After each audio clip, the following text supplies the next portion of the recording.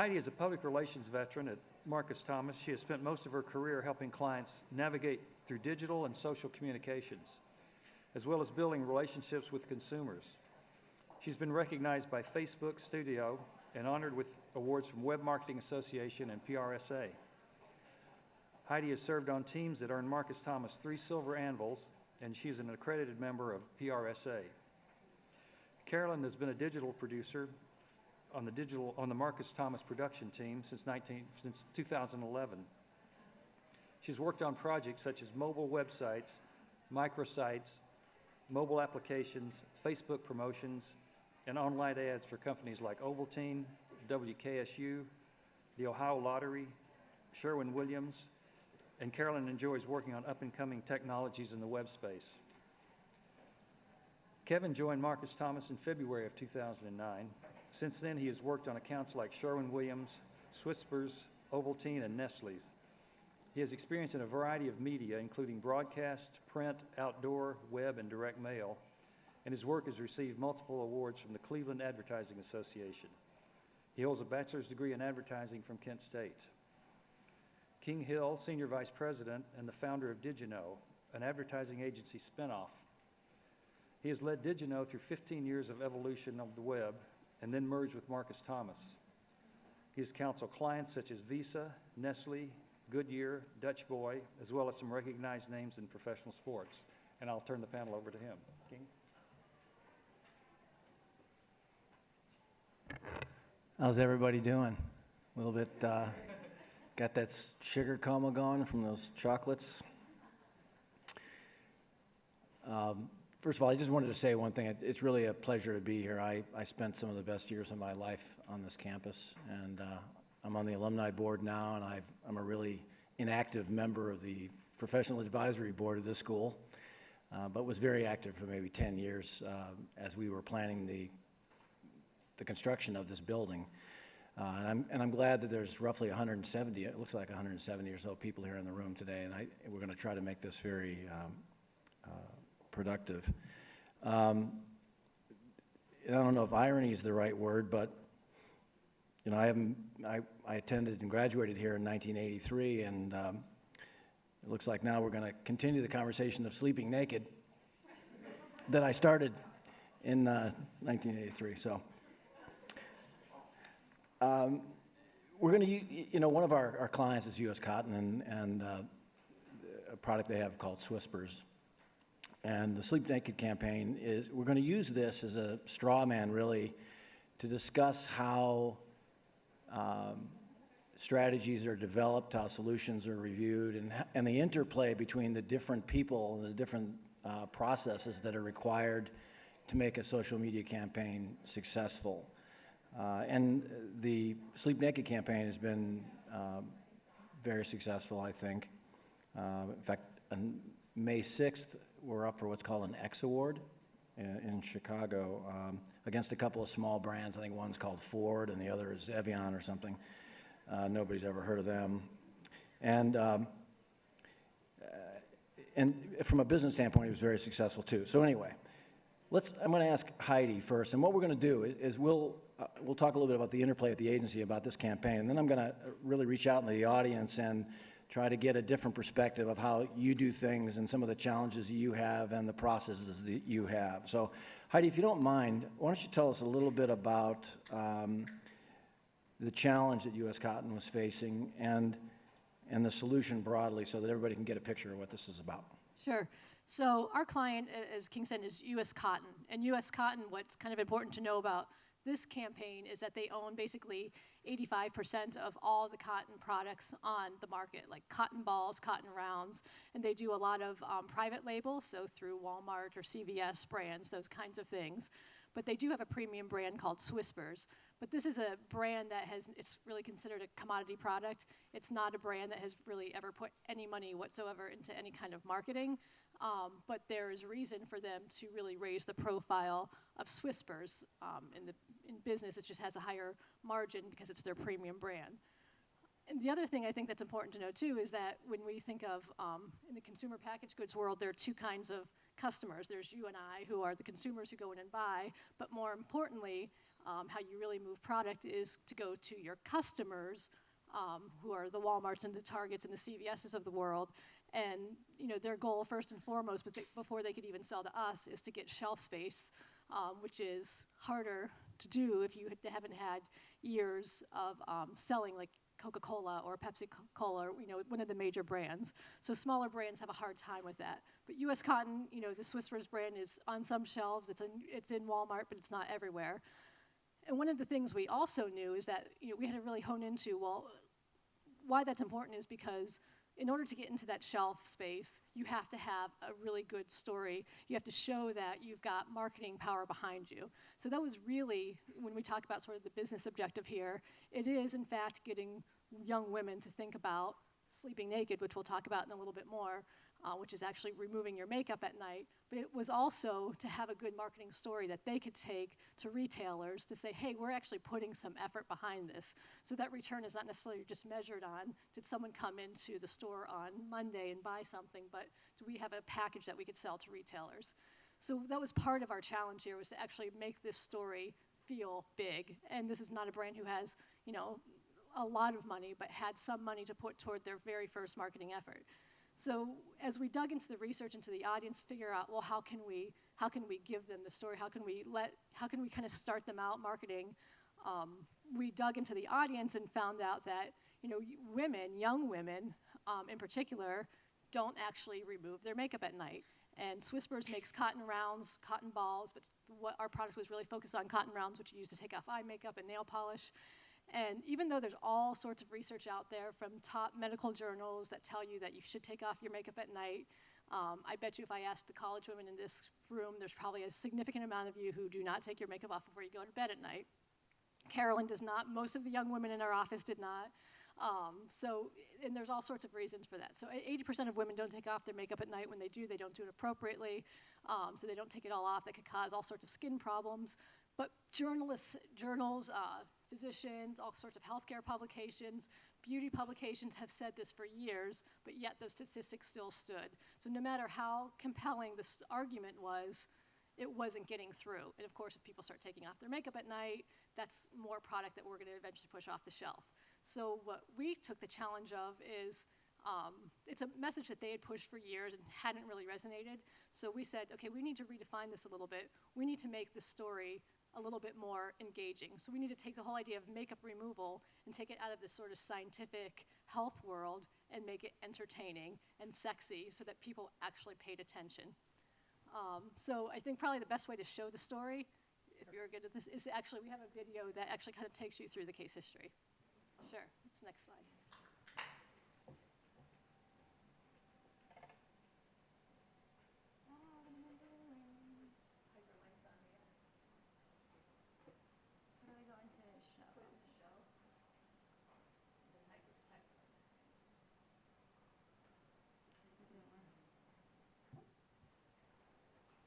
Never had this problem with overhead. Put it in show mode. Okay, now click on it.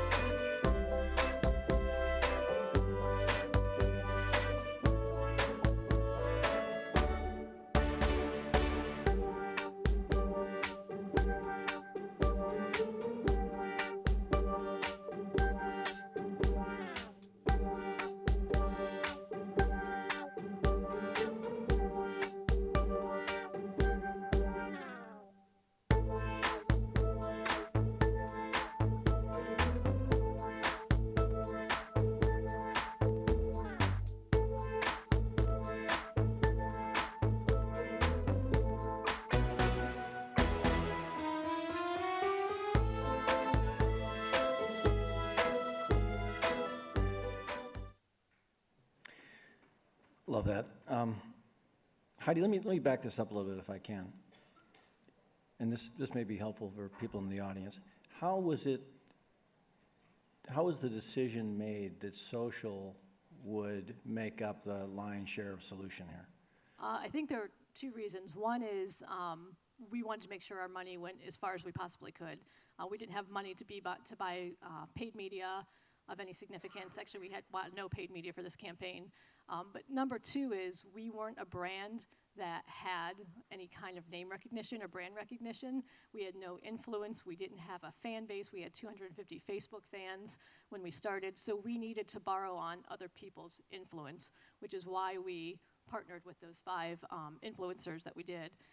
So that was one of the reasons is we need to kind of work with other people to help carry that story forward, and social media was a great way for us to do that. Okay. Kevin, part of what we're trying to do here is show the relationship between different roles inside an organization. So, Kevin, from a creative standpoint, were creatives involved in the conclusion to use social, or were you brought in once that decision was made for ideas on how to, or both, I suppose? We were brought in after that decision was made. I think they knew because of budgetary reasons that print, broadcast, traditional media wasn't going to be used. So that kind of helped, knowing that from the beginning. We didn't waste time on doing outdoor billboards or magazine ads for Swispers. We knew it was going to be social, and that kind of streamlined the creative process. Okay. And Carolyn, because the producer is sort of the connection between the creative ideas and the technical people that make it all come to life. Talk a little bit about that, about your role and the role of production in general. Well, actually, we were brought in as a producer. The digital department was brought in the beginning to talk about what type of platforms we should be using. So after going through talking with the PR people, we actually decided as a group to use Facebook. So basically, creative was out, but I was in. So. Okay. So we have a great campaign, we have great creative, and we have a great plan, but my job is to make sure that everything works properly. So yes, you might have an awesome idea, but unless the share functionality actually works, I can't get it out there in the world. So that's what my team actually comes up with, make sure that everything is working properly, the functionality, even how we share and what content we're sharing. For Swispers, for example, which I can pull it back up here.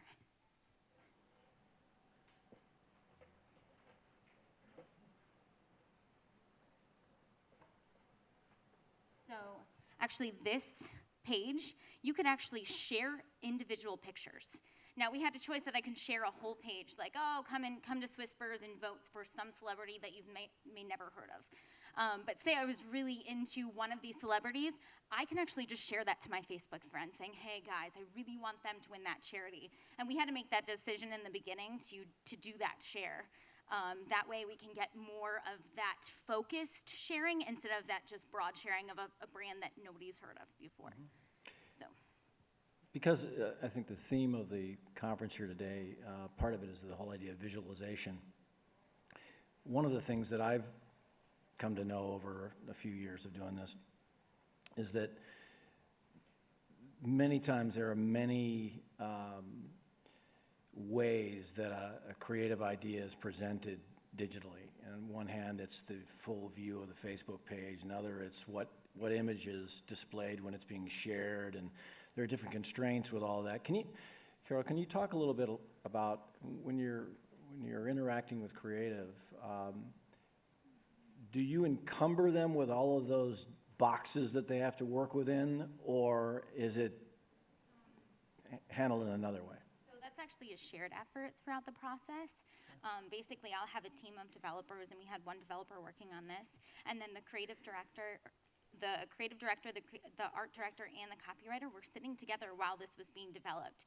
We were making decisions based on, within this platform, and Facebook changes all the time as well. So, there might be something that changes throughout the process. So we're in the middle of developing it and timeline comes out, for example. That was actually an issue that we had with another brand. So we had to either change our strategy or leave it with what we had. So during this process, That share function wasn't talked about in the beginning. It was, but it wasn't talked about to the extent. So it's a lot of talking to each other throughout the whole process, and that's what makes a good campaign at that point. Okay. So. Heidi, looking back at this, and it is such a dynamic thing, what might you have done differently or maybe wished for other than lots more money, I suppose? Right, well, it would be more money, but only because I think there's some things that you just have to prioritize. One of the things, if you've worked in the world of Facebook and you've ever done an app on a tab, you know that you can't view Facebook tabs through mobile, and that's a big issue. I think 20% of our traffic that came through this tab, especially knowing that we had a lot of activity going on Twitter with our National Sleep Naked Night, when you can't click from Twitter and get to a Facebook tab, we knew that was going to be a sacrifice we had to make. We just didn't have the money to build it the way it should be able to be optimized for mobile. But that's something that we spend a lot of time up front thinking and weighing and going through with the client and saying, here's our priorities. We could either give up this or give up that, and you make your decisions that way. So I'd say that's a big one that we'd like to change. Is there anybody in the audience, by the way, that comes from maybe nonprofit or a client side where social is their direct responsibility? I'm curious to get some input. Okay, maybe I'll come up with a microphone here in a second, because I'm curious to get a little input on how you're structured. If this structure is just in your head and you're the person that does all of it, or if you've got different roles that people are playing within your organization. So I don't know if I can borrow that microphone or not. I think I can.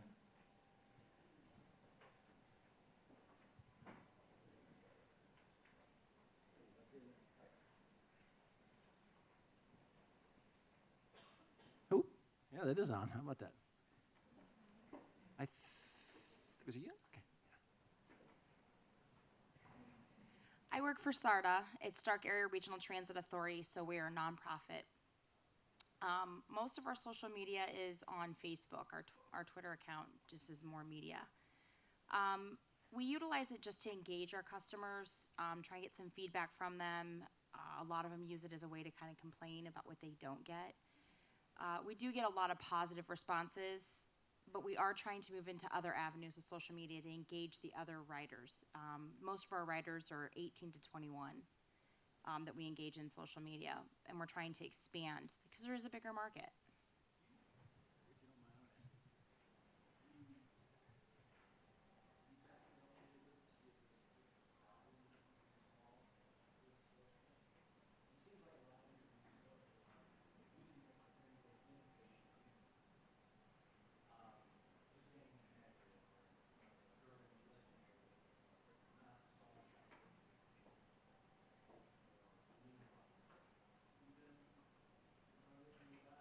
No, not really.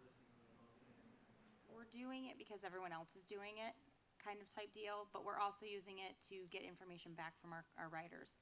We do get, riders will say, hey, how about doing something like this? We actually had one here recently. We have a bus route that goes from Canton to the Akron transfer station so that people then can go to Cleveland to go to work. And they were missing their rides because it was a 5-minute window. So we've adjusted our routes so that those riders that are trying to get to Akron to get to Cleveland to go to work can do that. That all came through Facebook. So in those instances, yes, but for the most part, it's just more engaging and trying to get a vibe of what's going on out there. I think the difference was, obviously, in an agency case, we're either charged with identifying what the problem is, or we find a problem we can solve for lots of reasons. Is there anybody else maybe who is right now in the process of doing a marketing plan, or where they're wondering what role social might play? I'm just curious if there's, make it easy, Allison, here you go. My name is Allison Ford. I work for the Akron Summit Convention and Visitors Bureau. So we do have a pretty unique situation because we recently rebranded. So we have a new logo. We're getting a new website, kind of getting out there a little bit more. So we have that side of things, which the public may not really care about, but we do. But then we also have the side of visitors coming to Summit County and it being very important to let them know events that are happening, things that we're going to as a staff. So it's like a double-sided of figuring out on a day-to-day basis, who are we trying to reach, and who's not more important, but who is going to appreciate the feedback we're giving them.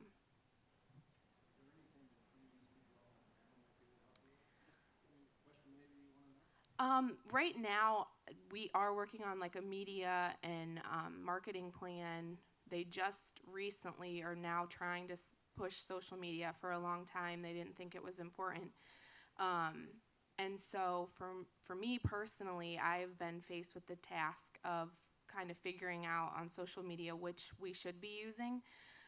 Currently, Facebook and Twitter are kind of our two go-to, but I really want to start incorporating maybe Instagram and just some of the other ones. So I guess if you could kind of think of, for a visitor bureau standpoint, what would be the most important? I don't know if one of you can get to the mic, but I can answer a little bit of this while maybe you do that, Heidi. I happen to work with Ohio Tourism, and I have for many, many years, and in a similar business. And this is going to seem like a really lame answer, but I'm going to give it to you anyway. One of the challenges, or one of the opportunities that we're all in today is, 30 years ago when I was 12, you only had to worry about television and radio and magazines and newspapers, and it was relatively easy to manage your life as a manager or a marketing manager. Now there's 157 social platforms, let alone web, mobile, what various platforms. You might be dealing with CMSs, yada, yada, yada. It's enough to make you go crazy. The bad news is tough. You have to deal with all of it. The good news is you get to deal with all of it. The challenge is that the actual management of it is very, very difficult. With Ohio Tourism, we're using a lot of Facebook, Instagram, YouTube. I mean, there's a lot of, what ends up happening is you have to turn off your mass media thinking, because you're not going to come up with a social solution that just lights everybody up. You're going to come up with 50 social solutions that light up 50 different people or little clusters of people. And you just have to sort of resign yourself or embrace it, really, more than anything, because everybody wants it in a little bit different way. I mean, I'm of an age where I really just want details. Where's the event? Where do I park? Who's speaking? Those kinds of things. A younger person might need to have that delivered to them in tweets, might need it in an application, and budget then becomes much of your driver. I mean, certainly if you were a CVB that only dealt with people that were 65 and older, your answers would be different. Or if you're a company dealing with younger people, you have to do some sort of a technographic scan a little bit. So maybe I stepped all over that, Heidi, but if you can. Sure. We actually presented at a social media conference for the Ohio Tourism a few months ago, and we looked into a lot of trends, what's happening in tourism.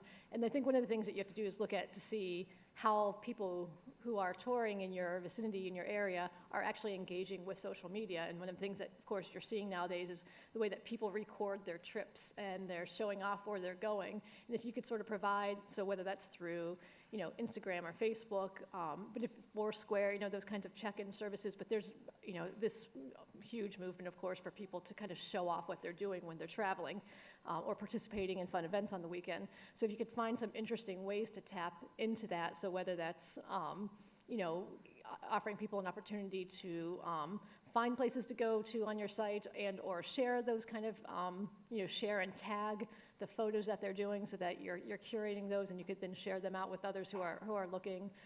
There was also, I don't know, where's Davy Crockett from? I can't remember where it was. Kentucky, I believe. I knew you would know. Tennessee. Anybody here? But anyway, there was a Convention and Visitors Bureau who did a great campaign where for families where they found 10 sites around this area where if you went and you traced the history of Davy Crockett and you got points everywhere you went, and you did it by you checking in a number of different services, and if you somehow captured all these points, you could win something. So there are a lot of things that you're kind of making a game out of travel that are out there that I think you could look into and see how you might apply them to you. If I take this up to 30,000 foot view, this might be helpful for everybody. What you need is an intersection of your client or your organization's needs, your audience or audience's needs, and the environment that, and I'm not talking about green environment, I'm talking about the market environment, those kinds of things that you're involved in. And I'll back up to Sleep Naked, for example. We had a client that needed more people to buy their product. No brainer, right?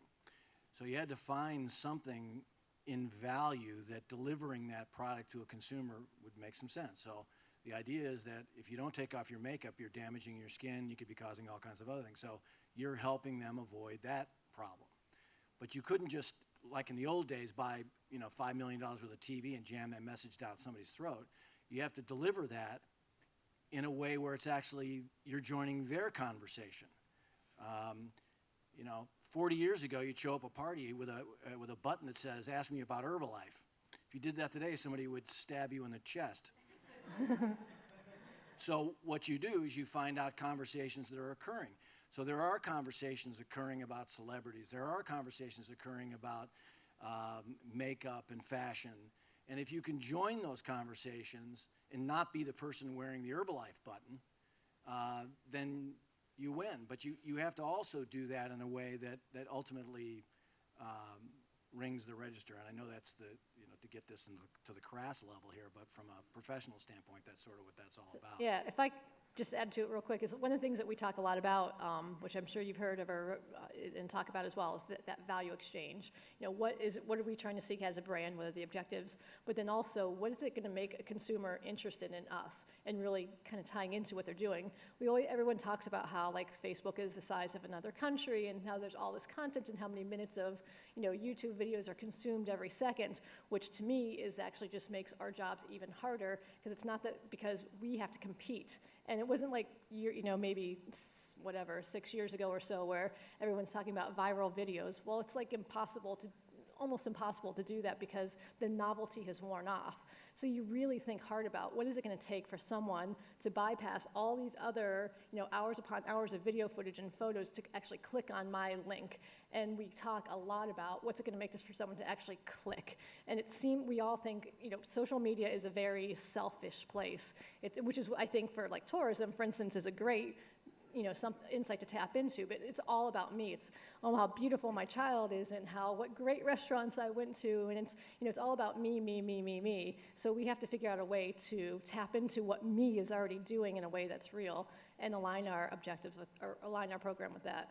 Yeah, which is a nice segue, I think, into how do you know if what you're doing in social is actually impacting the bottom line. And this is not to disrespect, by the way, the idea that you just have to kind of do what people are doing, because part of that is that there's a big learning curve here. And the unfortunate part about it is just when you think you know what's happening in social, something else comes along, there are other opportunities. But you certainly have to measure it. And I'm going to, from a tourism standpoint, just to give you an example here, we discovered a number of years ago a correlation, and you might say, gee, what the hell took you so long? But a correlation between when somebody creates an itinerary, gee, they must be going to travel.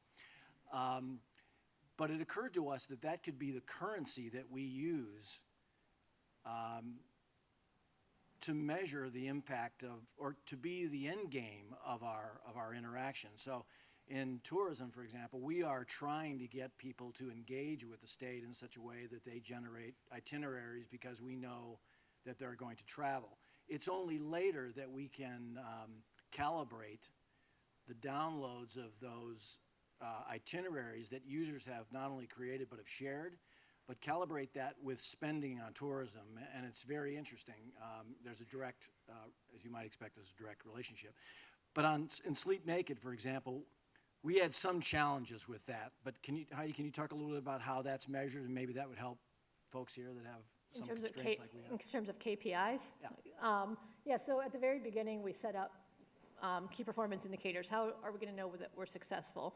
And again, for us, and going back to sort of our objectives and having this nice story that we could walk into Walmart with or other retailers, it was really all about creating, frankly, that buzz, which is something that we don't typically want to measure success just based on impressions, but that was, in this case, truly important, because we wanted to show that they were actually putting some power behind this. So we set up specific key performance indicators around click-throughs to the website, click-throughs to our tab rather, number of votes, number of likes that we wanted to gain. This is a brand who had 250 fans on Facebook, and 3 people commented. It was the marketing associate and her mother, and like one other person in the company who actually were active on this page. So it was really just about grabbing that attention, and we, based on what we, in order to come up with those KPIs, we kind of looked at, okay, this is the reach we think we're going to get based on the influencers that we partnered with, what their reach was, what percentage of those people might actually do something.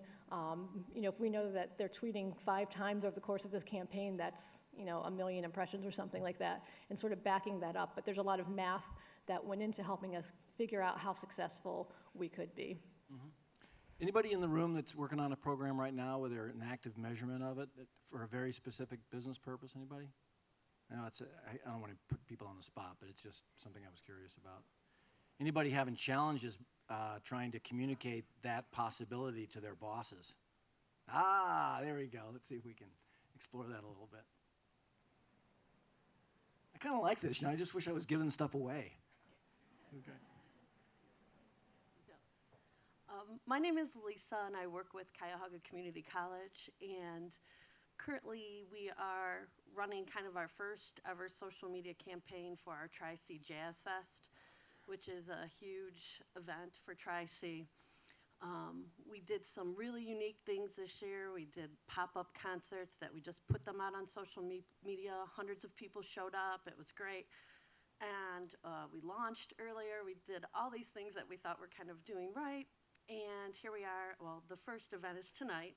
So about a week ago, we kind of took a look at all our concerts, how they were selling. We saw that 2 of the artists were just not selling tickets. So we tried to boost up our social media. We sent email markets out. And one of the ideas was to kind of promote, we had an article coming out in the Plain Dealer on Sunday that we would promote just a 72-hour sale, like buy 1 ticket, get 1 free for these select artists.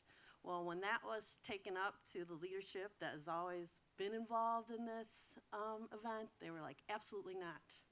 That's saying we have a problem and we can't sell tickets, which it's really not. We were looking to skew with social media a much younger crowd that was kind of interested in jazz. We found our really young artists that are playing during the week are completely sold out. So we know it's working. It's just kind of some of these older acts that are coming in. But we thought, well, this would be a good way to kind of get the younger people involved. It's a much cheaper price, and that they would do it. But they were like, absolutely not. Let's print some more brochures. Let's get some rack cards out. And it just was not going to happen. So, like, how do you deal with something like that when we know kind of what we've been doing has been working, but they just weren't having it? Oh, boy. I got a lot of answers for this, but I'm not sure we can really tell you I'm gonna any let King of them. take that one. No, go ahead, Heidi. Yeah, I mean, I don't know. That's hard. I mean, I think, like anything, I think the beauty in what you guys did that was right is that you sort of look what's happening along the way and adjust your program. And I think that's where social media is great because it's by and large flexible. I mean, if you're not building big apps, I mean, but just through, you could adjust your programming much more easily than if you're doing some big paid media campaign. So, I mean, I think those are the kinds of things you do, right? I think, maybe early on as part of that planning process, if you kind of build that case for, if this younger audience is a part of your audience, build your case for what are they doing, how are they getting, and there may be some other avenues for you to find those people, whether it's through, music bloggers or other influencers or other ways to tap into that audience that might push it as well. How you deal with your management or your leadership specifically, I don't know that I could help you with that, but Well,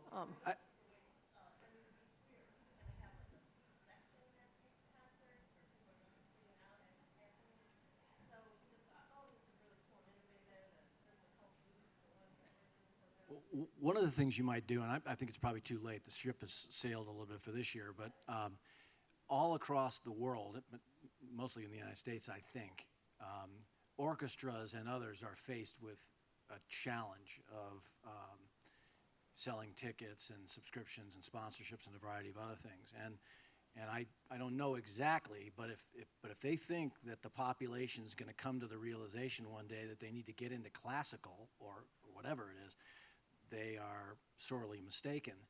But there are probably, my guess is, some good examples of enlightened groups like that taking a lead and having some great successes with it. So I might suggest that you just do a little bit of digging and see if you can find some of those, then come to Tri-C Management and say, look, you know, here's the Newport Jazz Fest at blank, blank, blank, and they were kind of trending, you know, they were losing a little bit, and they started this, and now it's working for them. Sometimes you have to go outside because people have an aversion, especially in the nonprofit arena, there's an aversion to risk. So sometimes you have to show them that a few hundred other people have taken the risk first.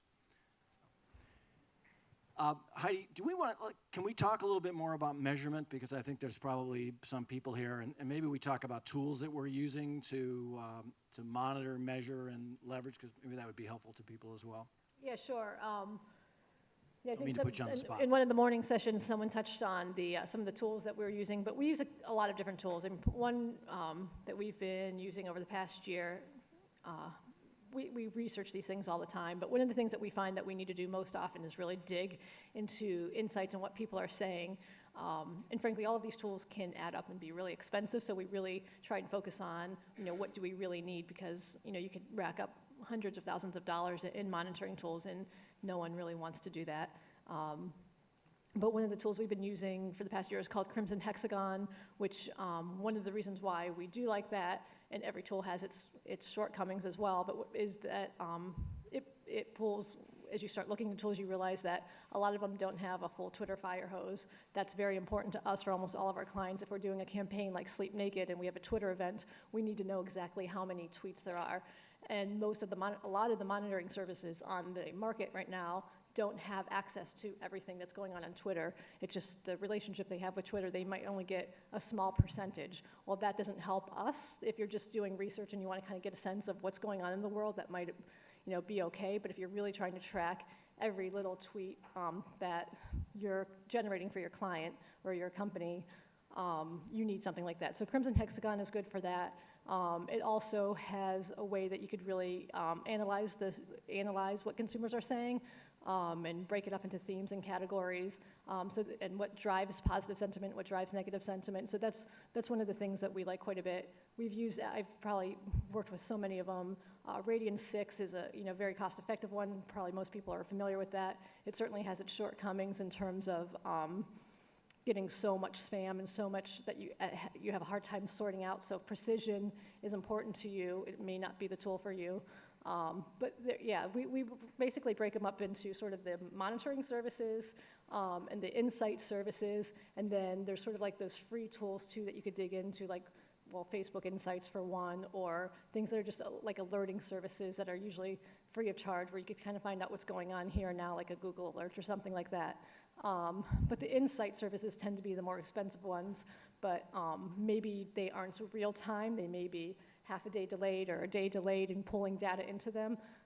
So if that's important, that you have to know what's happening right this very second, it's not for you, but we tend to want the insights, and that's where we usually focus our decisions.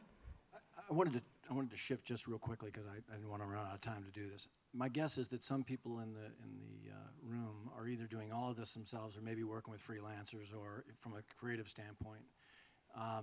And I wanted to ask Kevin a little bit, maybe a question for everyone's benefit.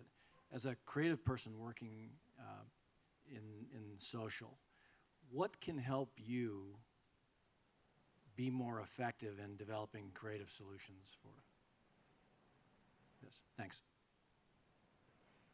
If anybody has a follow-up to that, I'll come to you. So. Well, as a writer, you were scared maybe about 5 years ago. You thought print was dead, outdoors dead, TV, don't even worry about it. But then Twitter came along.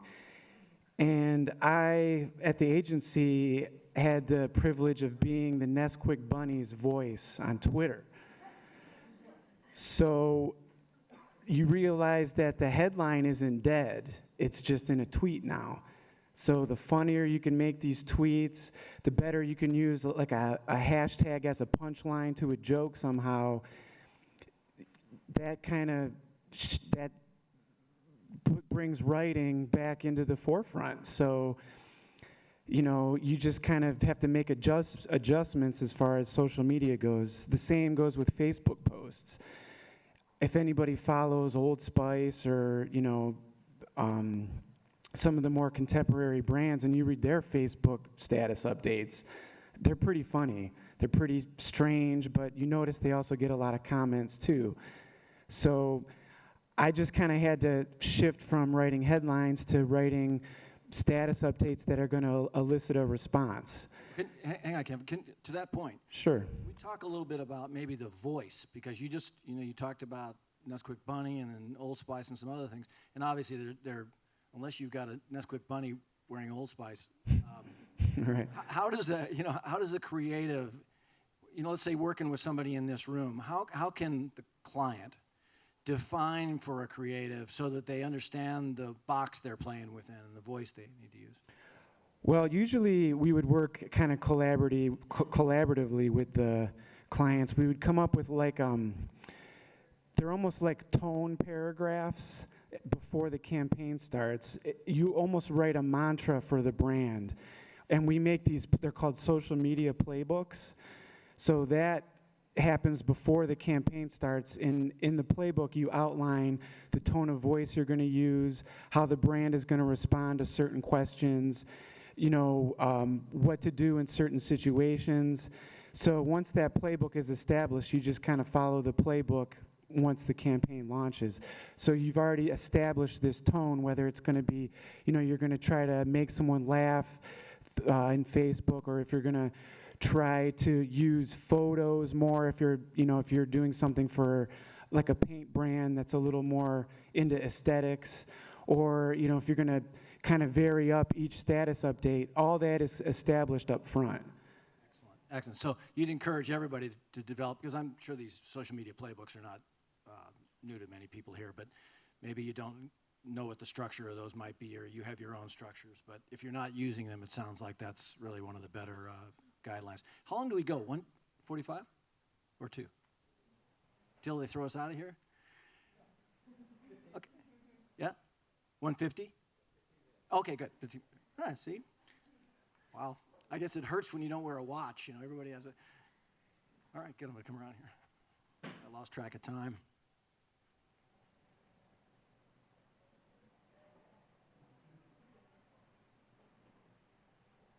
Hi there.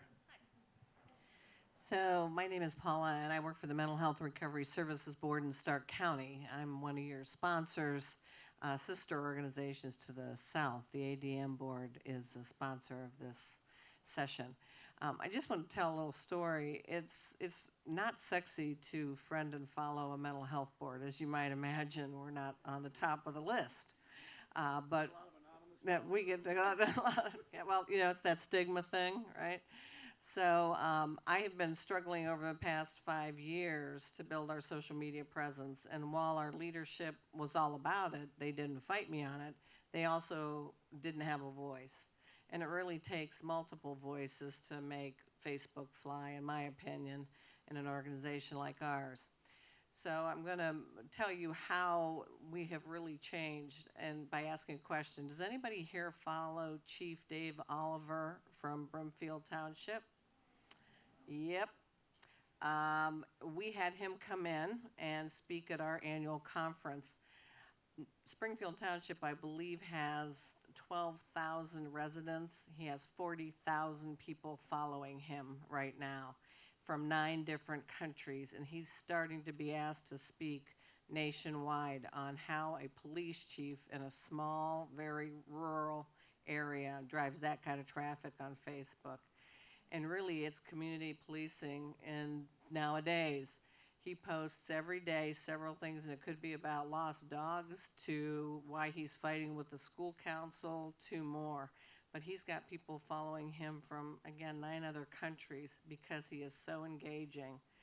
What happened after he came to speak at our conference, all of a sudden it kind of lit a firestorm with my management. Now our clinical director is, I would call it blogging on Facebook. I was responsible for posting, so I post the hard things that are going on, the issues of the day, calls for advocacy, events in our community, the kind of more hard news stuff.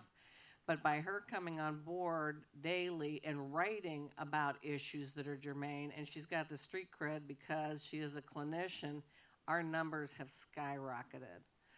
So for those of you that are in not-for-profits, the mix has really changed our landscape with Facebook. And so I just thought I'd share that story. Yeah, and I think there's probably a lot of people that can empathize with that, because if you try to be some sort of voice by committee, and it has to run through legal, and it has to run through somebody's boss, by the time you react to something, it's not a conversation. It's like you and I were talking, and I just walked away and sent you a note 3 months later.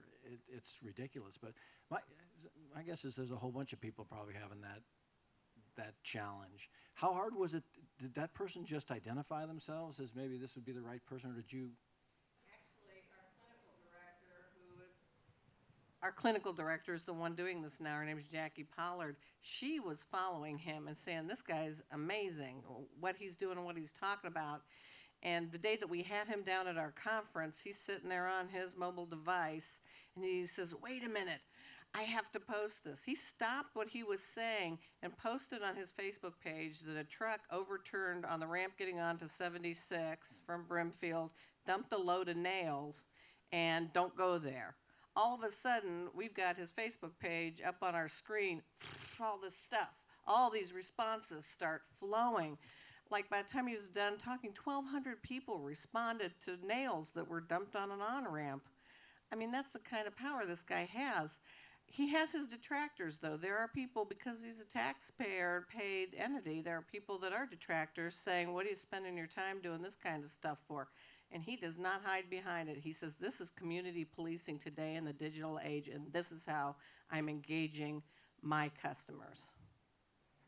Yeah, if I could, just comment on that real quick, is you think about the nails dropping out of a truck as being mundane, but if you go back to thinking about that is a real value to people who are driving in the morning and, might be late for work that day. So I think that's probably for him, and I don't follow, but I've seen people share things on occasion.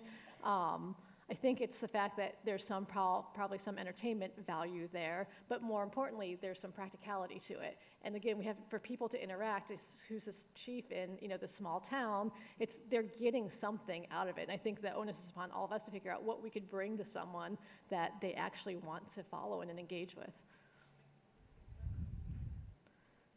Plus, if you get pulled over, if you tell anybody that you're a follower, maybe get off the hook. I'm gonna invoke the Kardashian rule.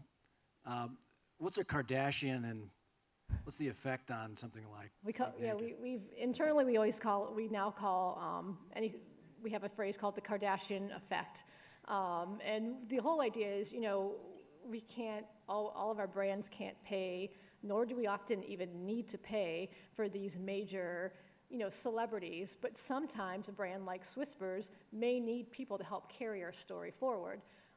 So one of the things I think that we did interesting with Swispers, and I credit particularly a lot of the people who are much younger than me on our staff who know who all these people are. I'm like, who is that? And what show are they on? But that's why we have 20-somethings on staff.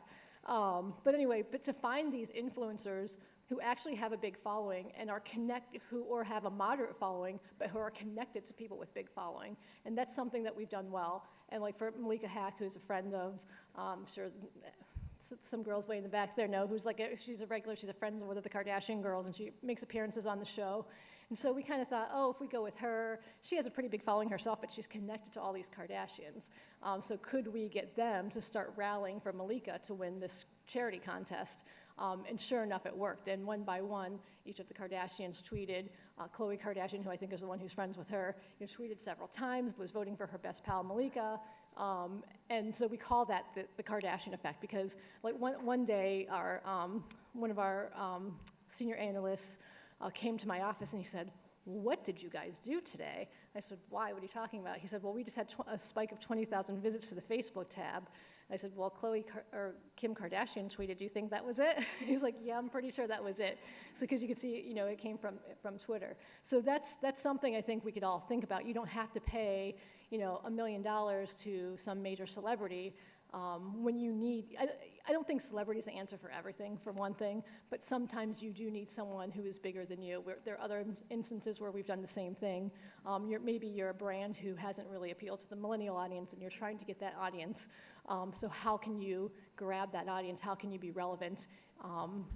And so there are times to think about celebrity, but they don't have to be big celebrities. They could be smaller people who could bring that influence your way.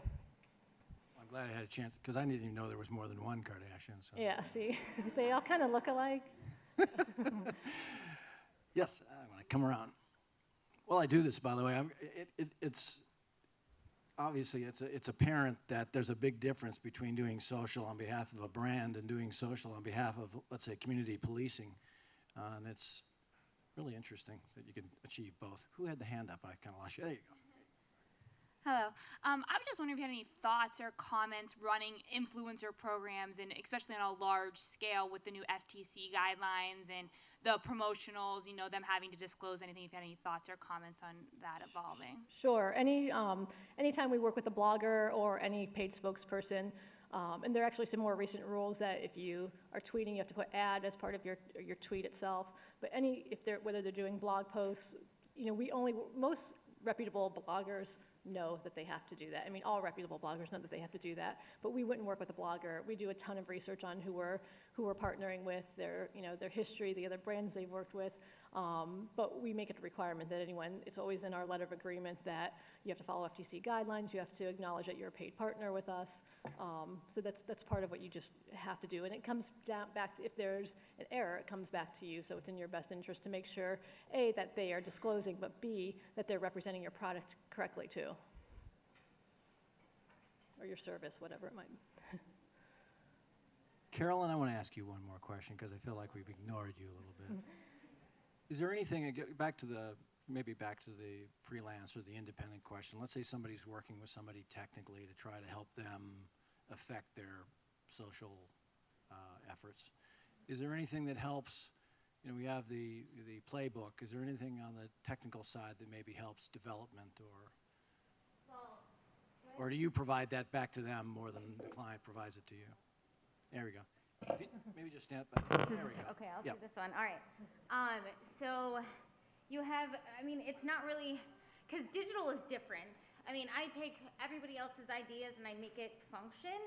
So this is where my thing comes a completely different light. But a huge thing is specs. I need to know exactly what's going on with every platform. For example, Vine. If I don't have the specs for that properly, I can't create anything for you or post it. Say there's no, I'll tell you. We had an issue. We're doing an app for a client right now where basically it's really innovative. We're using user songs and creating something based on their brand. But so they wanted to post something on Pinterest within an app. Pinterest doesn't have an API for an iOS app. So in our plans, you had all these creative people saying, oh, it would be great if we can post this certain thing on Pinterest, everybody will follow it, but I couldn't actually get that to work because I didn't have those type of specs. And before we present a campaign, we didn't need to know exactly what's going to happen and how it's gonna function before we present it. And that's where my job comes in, so. So it sounds like being maybe another takeaway other than the playbook and maybe the value exchanges that I talked about before, which I think are very important, is to get these people, if it's internal and there's IT people involved, don't ignore them and slide it under the door and say, make this work. Get people around the table because they all, Kevin needs to hear, or creative needs to hear what producers or technology are saying, and strategists need to hear that because they may have to adjust and tweak. And if you're playing 2 of those 3 roles yourself, finding that out 2 weeks later is not really good. Finding it out at the beginning is very important. So. Well, the roundtable discussion too, because then you can bounce ideas off of each other. I love my job, and I love everything about technology. I'll talk JavaScript all day. Now, I don't think they want to hear it, but I will. I don't. I don't either. So Talked to her for 15 years, I'm That's tired where, of it. like, if we can sit in a room for an hour only and talk about ideas to make a Swiss First campaign successful when it comes to the creative, the actual marketing portion of it, and the technology behind it, it would be awesome. So it's just getting that discussion rolling, even if it's a couple people, just get that, get the drive for that campaign on how you're actually going to do it properly. So. Anybody else have a swan song question they want us to try and hit? Any final comments, Kevin? Anything you can impart on us? Heidi? No, I just talk real real quick to follow up with slow. one thing Carolyn says. One thing I think we probably don't talk enough about in industry yet is sort of that social user experience. So what happens when I click, yes, I'm going to vote on this? What's that window look like? When I'm tweeting from inside something and it automatically populates my tweet in Twitter, this sounds kind of redundant, I guess, but when it automatically populates, like if I'm voting and it says, would you like to tweet this? And I do, and I click, and all of a sudden my Twitter feed, my Twitter account comes up and it pre-populates it, and it only leaves with like 3 hashtags, and it only leaves me with 10 characters to actually personalize this tweet. Like, that's a bad user experience. So those are the kinds of things I think that's where even our PR, sort of our social community managers get involved with saying, well, no, that's not how people use Twitter. People are going to just erase all your hashtags because they need to be able to personalize it. And there are a lot of different steps along the way in an app where you're sharing to Facebook, sharing to Twitter, just how something happens, that there's a sort of a social user experience that I think the PR folks in the room, those people who are really on day in and day out, not that the creative people aren't either, but I mean, just in terms of thinking like a community manager, Kevin's a writer and a community manager, but thinking the way enthusiasts think and act really is critical and is an important part of that development process that I think we're all starting to realize is more and more important every day as people get used to working, as consumers get used to interacting with these kinds of things. Yeah, and if you tie that in with I'd never heard that before, Kevin, but it was really, I think, appropriate. When you think about social today as almost like outdoor, and there's different, so you're writing one headline for the big board, you're writing another headline for a small board, you're writing another one for a bus card, there's a whole bunch of things, and you can't just dismiss them and just chop off words and call it a day. You've got an opportunity to express that differently. The same thing happens, by the way, in mobile, not to sidetrack this, but when you're doing an app, there's things that you say on the app. There's things that are said in the App Store where you've got limitations of of characters. There's things that are said when there's 3 places where you get to describe an application, I believe, and they all have different character. It also changes on which platform you're actually developing on too. So, yes. Well, I hope we gave you something you can use, and I think I can speak for everybody. It was a lot of fun, and thanks for having us. And call it a day. Thanks.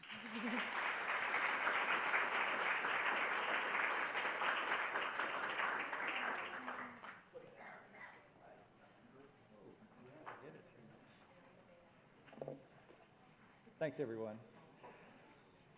We're in the second breakout section next. You stay here for Making Social Work, Overcoming Obstacles and Achieving Success in Large Organizations. And that's with Scott Lindebarger, Kelly Perro, and Jen Yoakley, and Luke Armour. Our room 312, Being Smart, Identifying Strategy and Audience Segmentation for Social Media Channels in the Nonprofit World with Amy Martin.